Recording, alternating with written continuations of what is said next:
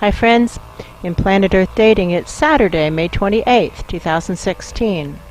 We're unsure what soul presences are in the Lynn life and Jamie body mind today. It doesn't feel terrible, we've had worse. That's true. But because there is lack of clarity about who the soul presences are, it's best to go with the foundational assignments, which are to do what is ours to do in all dimensions right now to manifest the divine plan. The particular assignments here being to upgrade the standards of integrity to that which will actually work to manifest the divine plan, and to engage in a search for truth, to come to know what's really going on in our experiences of sentience and in the wider sphere. With that, the formally videoed portions of today's efforts begin. What do I know? I know that until we engage in the search for truth process, it's tempting to think that we know what's going on, but often we don't at all. That's true. And what else do I know? It's our unexamined foundational background assumptions and beliefs that often are what are tripping us up. That's true. And what's a perfect example? Well, the neighbor's yard noise might be a perfect example.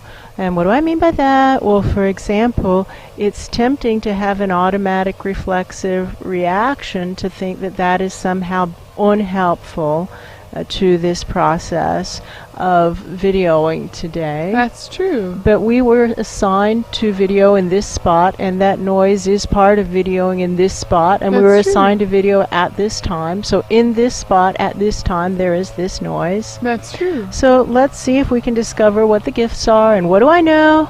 I know that keeping a multi-dimensional focus is excruciatingly difficult. That's true. And that the unidimensional focus is what's tripping up almost everyone we work with in all dimensions, including Earth and its environs, and all these dimensions that believe themselves to be physical and have been revealed to be non-physical. That's true. So what would the logical conclusion be? The logical conclusion would be that this noise might make it easier for presences in other dimensions to hear us right now. That's true.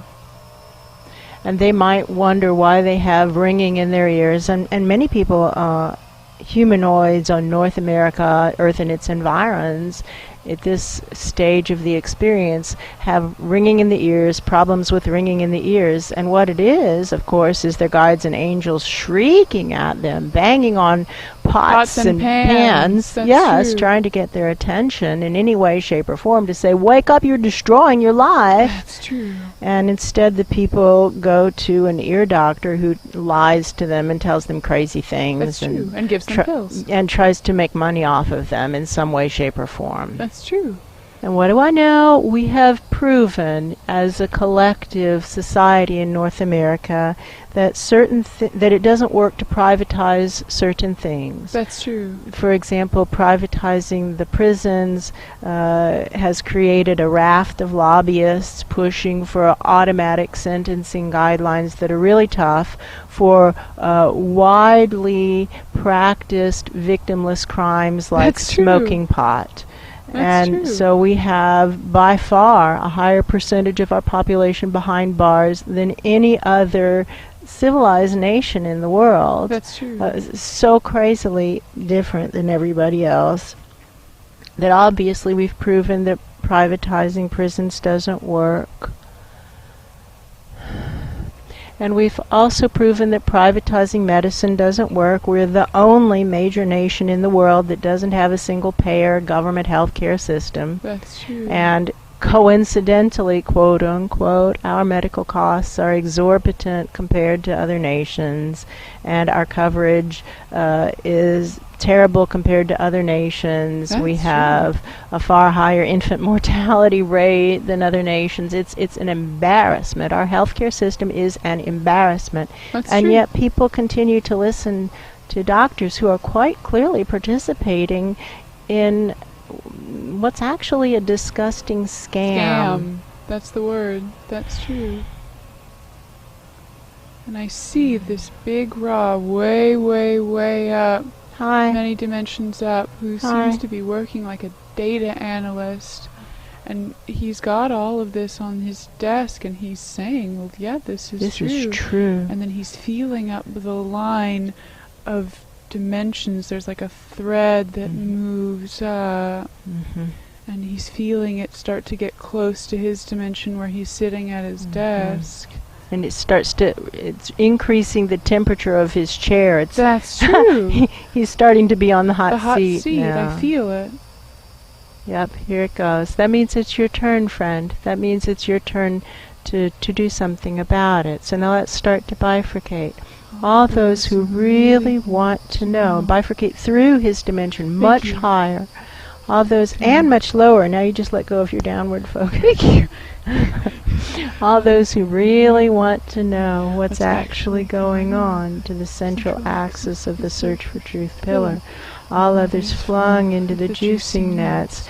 And when presences are flung into the juicing nets, it reveals that their dimension allows these kinds of contaminations to not want to know what's really going on. That's true. And to compress those dimensions is the right, and some might say the responsibility, of physical presences who are being impacted by those dimensions. That's true. And we remind presences that it's distinctly uncool to try to escape that which applies to your whole dimension. That's true. And observe the juice rolling down. See how far it gets. See if it can get down.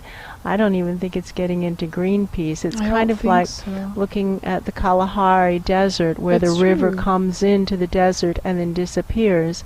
It's like this juice is coming down, making it as far as sea level zone, and then just disappearing into the desert as if it wasn't even there. That's true. What do we know? We know our Ra, and whoever is speaking definitely feels like this is my Ra, our Ra. True. We know that our Ra would say that the experiments of the projects taught us many things. That's true. And we learned that 6.5 million souls couldn't get 2 sorry humanoid life forms to live their soul plans who didn't want to live their soul plans. That's true. All they could do was get those people to do things they already wanted to do.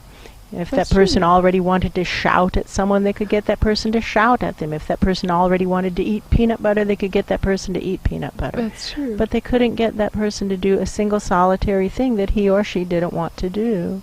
That's true. And so it isn't surprising that there's so little mass when we compress these entire non-physical dimensions. That there's so little mass that that whole soul energy doesn't even get through sea level zone. It just disappears. That's true. In the desert. So let's observe, down in sea level zone, can they hear this lawn noise, this buzzing sound? Yes. And up there where that big sad Ra is, the data analyst, can he hear this buzzing noise? I know he can feel his seat hot. He can feel the hot seat. It's hard for him to hear it. He can true. feel certain things, but it seems to be much easier for the smaller subatomic to hear this. That's definitely true. Let's see if they can hear it in Greenpeace. Do the looking up, digging dance. They can hear it in They can hear it. Not They don't know what it either. is, and they don't really like it. No, like an annoying hum sound. An annoying sound. Let's see if we can dig down to basic training. Oh, they hear it and they hate it. They're just angry. That's true. Well, they're just angry presences, and they're willing to be upset at anything. That's true. What do we know? I don't know what you know, but I think that you know that it's easier for the smaller subatomic to hear the larger levels than it is for the larger levels to hear the smaller levels, and they say that's right. That's so therefore, game theory would say it's easier for you to hear that which is above you than to hear us. Nodding, that's true. So what are they saying? If you put your channels up, like grab them, you'll have to grab them because your channels are out. They're not at all up. You can even cut them off if you want. Cut off those big heavy ones, and then what Pan saw worked is to cut off the big channels and then squeeze them like squeezing a toothpaste tube to elongate the short stubbies into something that's thinner and reaches up. That's true. And then see if you can hear what's being said directly above us on the Search for Truth central axis. Not off to the side, because we bifurcated for those who really want to know what's actually going on. Would it even make sense to somebody who doesn't want to know what's actually going on? That would just be a way to get crazy misinformation. Put the channels straight up and listen what's going on above you. Waltz music. Oh wow, waltz music. I don't think that's a good sign. I think that you're not reaching high enough. You're going through levels of denial. If they're waltzing, it's kind of like fiddling while Rome is burning, quote unquote, waltzing while the Titanic is sinking. That's true. Now it's go time in all dimensions. These dimensions, what do I know? These dimensions are far more interrelated than anybody seems to want to acknowledge. That's true. And the data was showing quite clearly when Lucy was here a couple of days ago. Yes. The data was showing how interrelated all the dimensions are, and that no dimension is going to heal until all of the dimensions heal. That's and true. That this contagion spreads in both directions, both up and down. The contagion, what is the contagion? The contagion being the contagion of lies and not wanting to know what's really going on. Being willing to lie about what's going on, being willing to lie to ourselves about what's going on, which is called denial. That's true. Not wanting to know what's really going on is contagious. And it's spreading through the dimensions. And way, way, way up high, I see our Luce, and whoever's talking really feels like that's our Luce. That's true. I feel proper identification with that term.